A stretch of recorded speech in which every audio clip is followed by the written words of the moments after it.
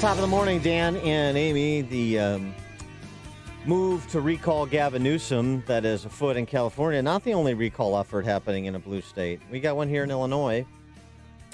A group in St. Charles, calling themselves District 303 Move Forward, seeks to recall St. Charles District 303 school board members Nick Mannheim, Carolyn Wabel, Becky McCabe, Jillian Barker, and Ed McNally, and they're circulating a petition to do so. Why, pray tell, would you want to recall members of your local school board? Well, to get an answer to that question, we're pleased to be joined by Michelle Castile, who is part of that District 303 Move Forward group. Michelle, thanks for joining us. Appreciate it. Thank you for having me on the show. So why are you guys upset with your local school board?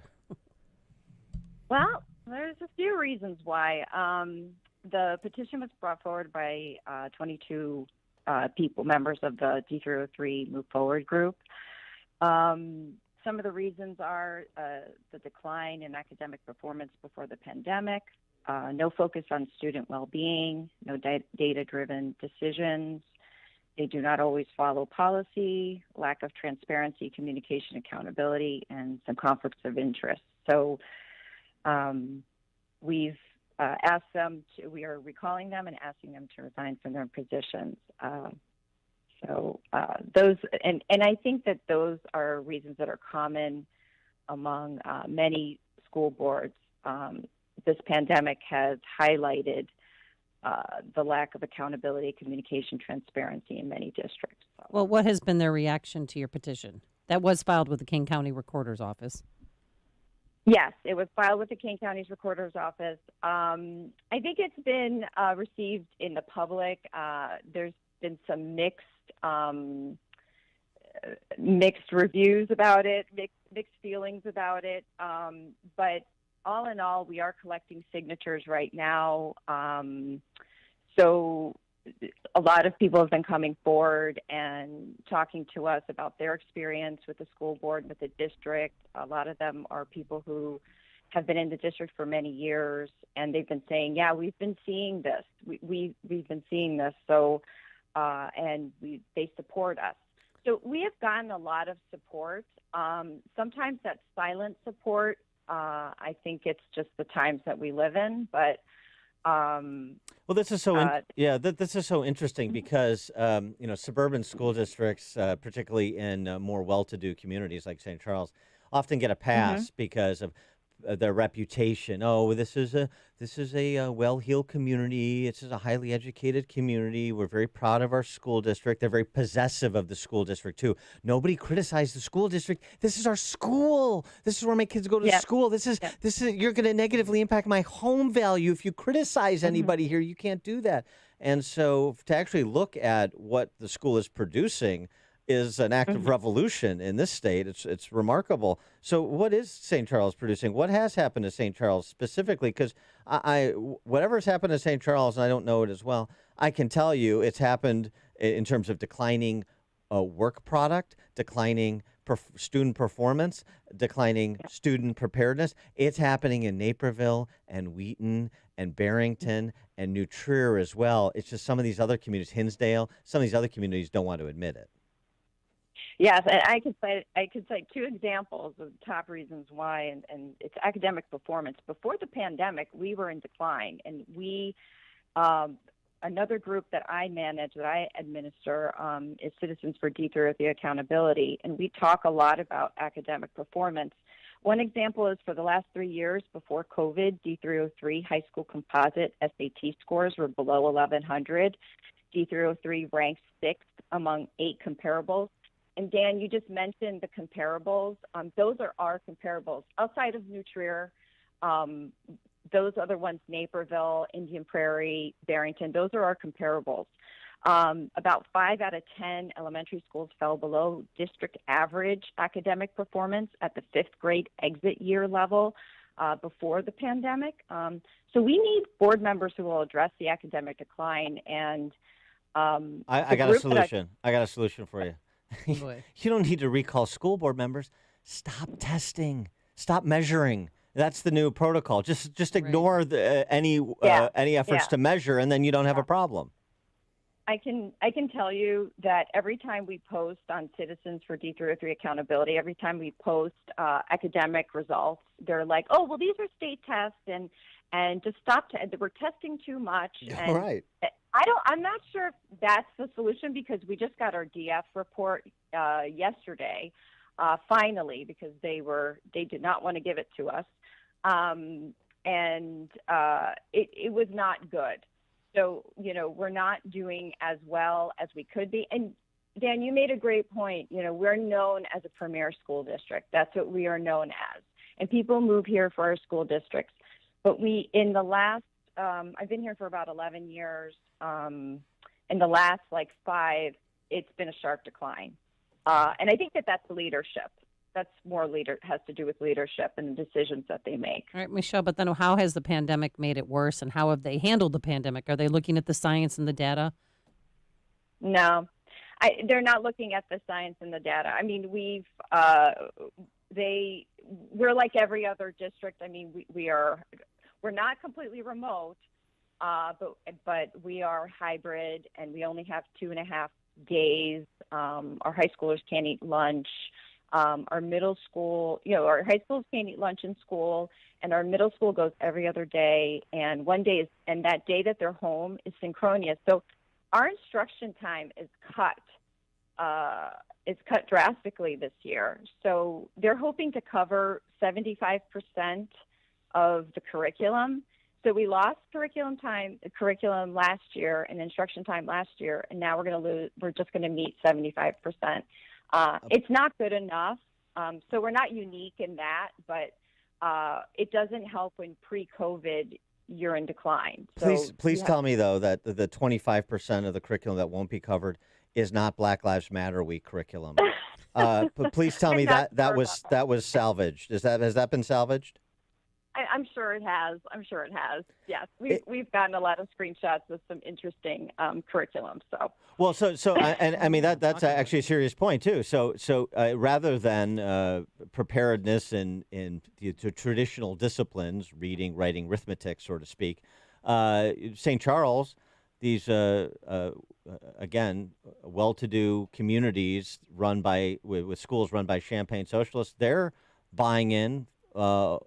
Hook, line, and sinker to critical race theory and all of this agitprop disguised as instruction. Yes, they are. There is an upcoming vote on deep equity. Corwin, who it's a deep equity program. Deep equity. And, deep equity, Corwin. Yeah, was it Deep Equity? Didn't Ed Harris star in Deep Equity? Yeah. The sequel, yeah. Equity. I'm sorry, go ahead. Deep Equity program. That doesn't sound too Orwellian, right? It's Gary Howard's program. They want to. This is the First Pass, which is a training program for teachers, and with a program director. And we have an upcoming vote. But here's the funny part about this is that there's a whole other group that is working on educating the public, our community, our D303 community, just on deep equity. So we have a lot of issues happening at the same time. And the D303 Move Forward is an extension of our Reopen group. It kind of came out of the Reopen Schools group. That is another big issue, another big vote, and it makes it very difficult when parents cannot go, are limited to go in and speak and interact with our administrators, interact with our board members. I'll tell you what, on that score, there's actually a model from New Trier to follow. It's not the school districts. It's this New Trier Neighbors group that was started up there, sort of like your Move Forward group in 303.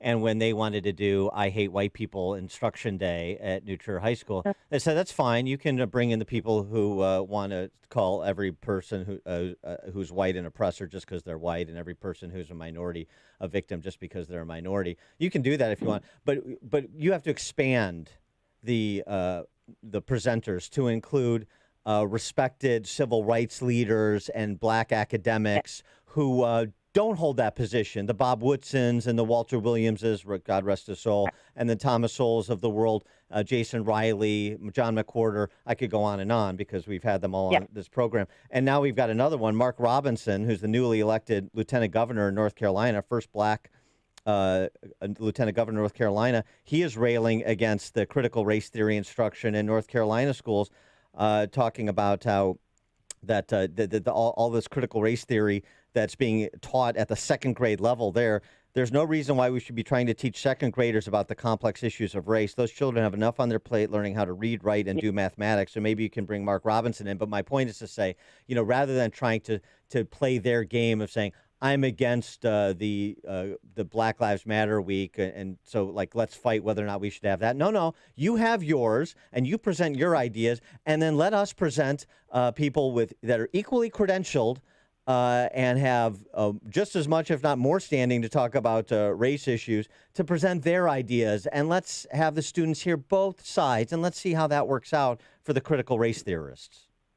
Yeah, no, I agree, and I think what they're missing here is that the diversity, especially for our school board, we need more diverse backgrounds on the D303 board. We need more people who have professional experience with making data-driven decisions and accountability mechanisms like strategic plans to even come to the table, have a different perspective or a more wide-range perspective coming to the table, because right now we have a lot of, we have some board members with an educational background, board members who have not been in the professional world practicing, for years. We only have one professional on the board, and she is not being recalled because she's demonstrated at the board table that she wants to hold the superintendent accountable. She wants to address academic decline and focus on student well-being. So we need more board members like that. And I think I think you make a great point, Dan, before you start bringing in all these programs and changing curriculum, bring the diverse perspectives at the board table and let them talk about it, let them talk to their constituents about it, to parents and the public, and really see what kind of a student body you have as well. I mean, we, like every other school, we have bullying issues, we have vaping issues, we have all those issues, but I haven't seen, I'm sure that we do have race issues, racial tension or racial issues that happen, but are they rampant? Do they require programs like this? I'm not quite sure. And I don't think the board, and here's my point, I don't think the board has even asked that question of the public. Of course so not. Yeah, of course not. They're too afraid to ask that question. Yeah. And so the recall effort, for other people listening, like we had a couple guys running for school board in 214 in the Northwest Burbs on the other day, and they're providing an example. You're providing an example. Your group is. So people hearing this and saying, well, I don't want to run for school board, but I'd be happy to take out some people who are on the school board through the legal process. And so the recall effort, what does it entail? What are you guys doing? So basically, we're gonna ask them to resign. We're following the governor's process basically, which is collecting 5% of the last signatures from the last election, and we're going to ask them to resign formally. But really, this is an education process. This is educating our community on what the issues are and how we need to, why we need change. And then we're going to go to the city and villages and ask them to adopt an ordinance like Buffalo Grove.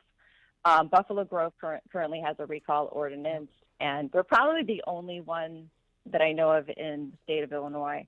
And then it remains to be seen if this will go to a special election. I mean, if that is up to the election board.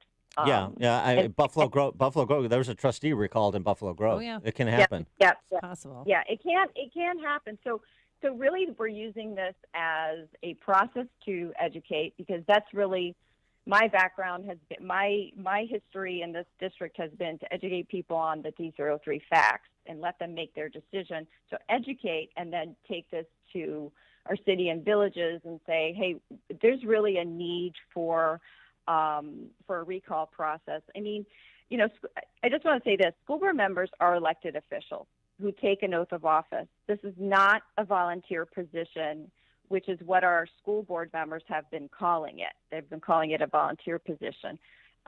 You know, we're a large school, $200 million budget at D303 and almost 12,000 students. So about 84% of our budget is funded by taxpayers. That does not seem like a volunteer position. Mm-hmm.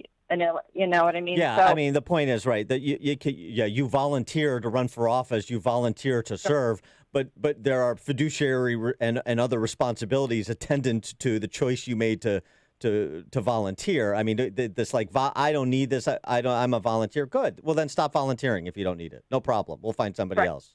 It's just like the politicians at other levels who say that, oh, I don't need this. I'm selfless. I'm sacrificing. Hey, you know what? Stop sacrificing for me. Hey, don't stop doing me favors. Okay. If it's too much trouble, no problem. Yeah, I agree with that. I'm glad you pointed that out. All right.